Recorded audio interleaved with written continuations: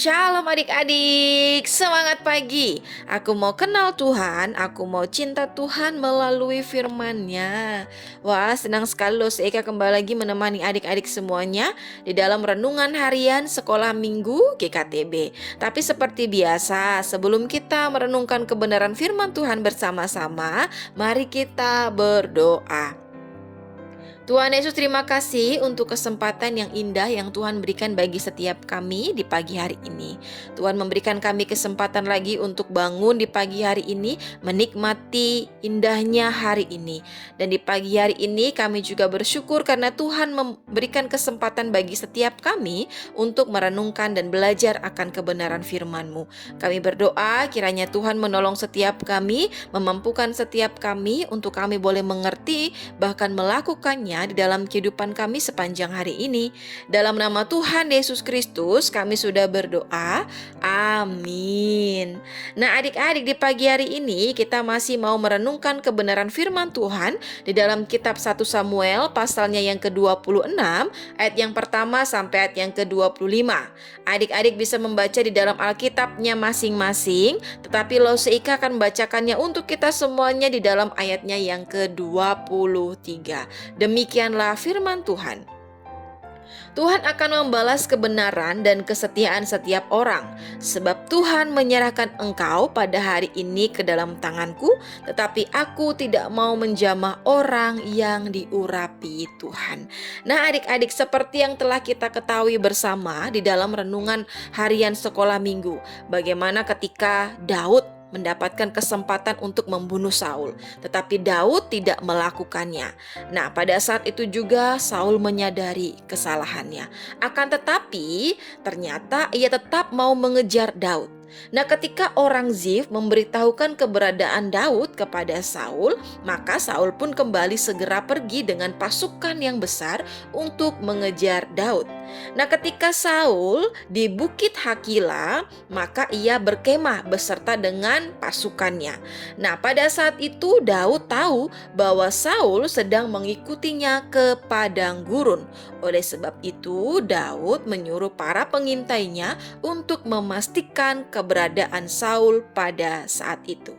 Nah, pada saat malam hari, ketika malam pun tiba, maka Daud dan seorang anak buahnya menyelinap ke perkemahan Saul. Mereka mendapati bahwa semua pengawal Saul, bahkan Saul pun juga pada saat itu tidur dengan lelap. Nah adik-adik, melihat keadaan yang demikian, maka Daud ini didesak oleh kawanannya untuk segera membunuh Saul. Karena pada saat itu adalah kesempatan yang paling berharga. Pada saat itu sangatlah mudah bagi Daud untuk membunuh Saul. Akan tetapi yang dilakukan oleh Daud adalah ia tidak membunuh Saul. Ia tidak mau melakukannya. Sebab apa? Sebab ia tidak mau mengambil nyawa sang raja yang telah diurapi oleh Tuhan. Ia tidak mau menjamah orang yang diurapi oleh Tuhan.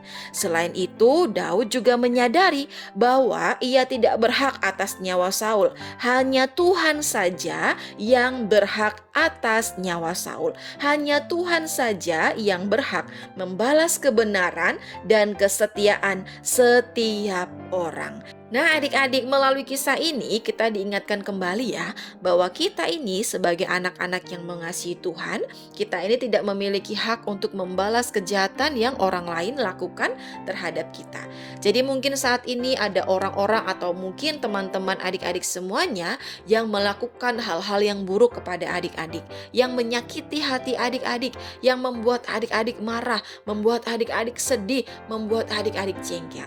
Nah, saya mau kasih tahu sama adik-adik ya, bahwa tugas kita bukanlah membalas kejahatan atau perilaku yang buruk yang teman-teman kita lakukan terhadap kita, melainkan kita harus mengampuni kesalahan mereka. Dan saya harap adik-adik dapat melakukan kebenaran firman Tuhan di pagi hari ini. Saya harap adik-adik belajar untuk mengampuni orang-orang yang bersalah kepada adik-adik. adik-adik. Amin untuk kebenaran firman Tuhan pada pagi hari ini. Mari kita berdoa.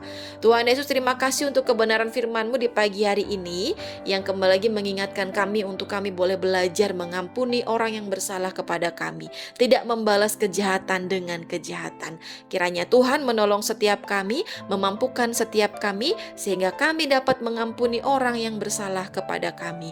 Kami juga berdoa menyerahkan untuk semua aktivitas kami di sepanjang hari ini. Kiranya Tuhan tolong kami, kiranya Tuhan pimpin kami supaya di dalam melakukan aktivitas kami semuanya kedapatan memuliakan nama Tuhan dan menjadi berkat bagi banyak orang.